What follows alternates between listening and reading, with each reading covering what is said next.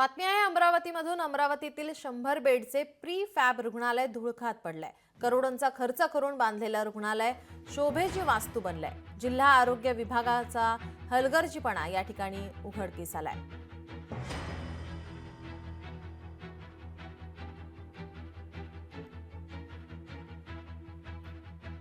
अमरावतीतील 100 बेडचे pre fab रुग्णालय धूळखात पडलेलं पाहायला मिळतंय। करोडोंचा खर्च करून या ठिकाणी हे रुग्णालय बांधण्यात आलेलं आहे।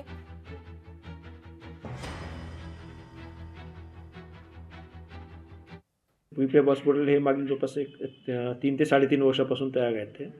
तर त्याच्यासाठी जो आवश्यक इलेक्ट्रिक बॅकअप होता तो त्याची व्यवस्था आपण केलेली आहे। त्याचे कंपाऊंड वॉल केलेले आहे आणि आमच्याकडे त्याच्यासाठी वापरण्यासाठी जे आवश्यक मनुष्यबळ कमी असल्यामुळे आम्ही इतके दिवस त्याचा वापर केलेला नाही।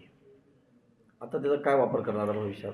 तर शक्यता आमचं असं आहे की मेडिकल कॉलेज जे आपल्याकडे तयार झालेलं आहे तर त्याच्यासाठी जे वेगवेगळे डिपार्टमेंट्स आहेत तर त्या डिपार्टमेंटसाठी आम्ही ह्या प्रीफॅबचा उपयोग करण्याबद्दल आमची याबद्दल एक बैठक झालेली आहे। करोडो खर्च करून बांधलेलं रुग्णालय आता शोभेची वास्तू बनलंय। जिल्हा आरोग्य विभागाचा हलगर्जीपणा या ठिकाणी आता समोर आलेला पाहायला मिळतोय। 100 बेडचे प्री फॅब रुग्णालय धूळखात पडलेलं आहे।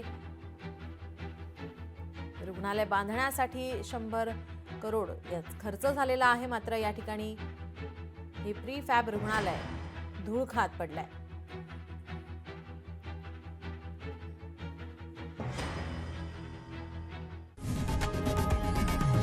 लोकशाही मराठी ऐका, पहा, जागरूक रहा।